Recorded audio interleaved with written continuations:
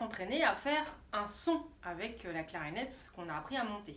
Pour les premières séances, en fait, on va jouer que avec le barillet et le bec. Donc on va pouvoir, une fois qu'on s'est entraîné à monter la clarinette, détacher au niveau du barillet, du corps du haut, ces deux parties, poser la partie corps du haut, corps du bas, pavillon et garder dans la main barillet, bec et puis évidemment hanche, ligature.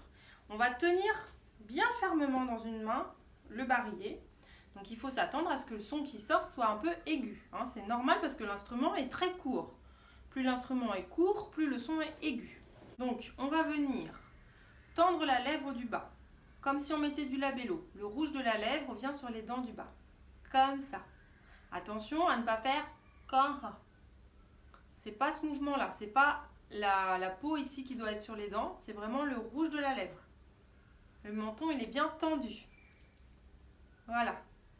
Et ensuite, on va venir mettre dans la bouche 1 cm de bec qu'au préalable, on a un petit peu humidifié. Je vous rappelle que si l'anche n'est pas mouillée, il n'y aura pas de son qui pourra sortir. Hein. Donc je réhumidifie un petit peu si j'ai besoin. Je tends ma lèvre, première étape. 1 cm de bec.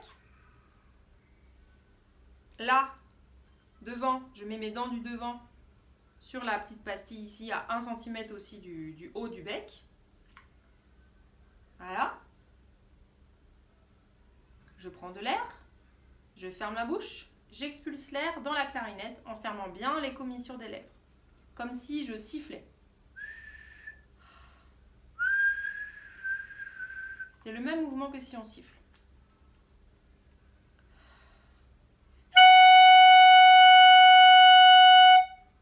Donc le son est aigu, plutôt aigu. Il y a encore plus aigu, mais il est déjà assez aigu. C'est normal, d'accord? Donc on va refaire plusieurs fois.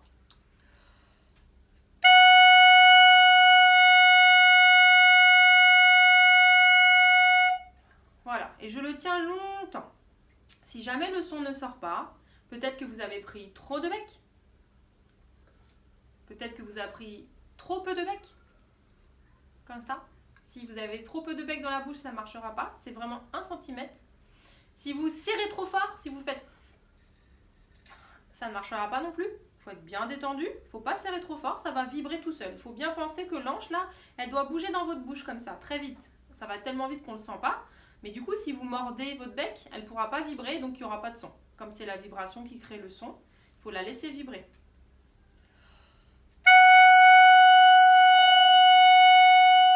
C'est facile, d'accord? Félicitations, vous avez joué vos premiers sons et donc vous pouvez vous entraîner à faire ça plein de fois pour devenir vraiment à l'aise avec ça. Et jusqu'à ce que je vous dise de changer d'exercice, vous pouvez déjà vous entraîner à faire ça pendant pas mal de temps. Bravo!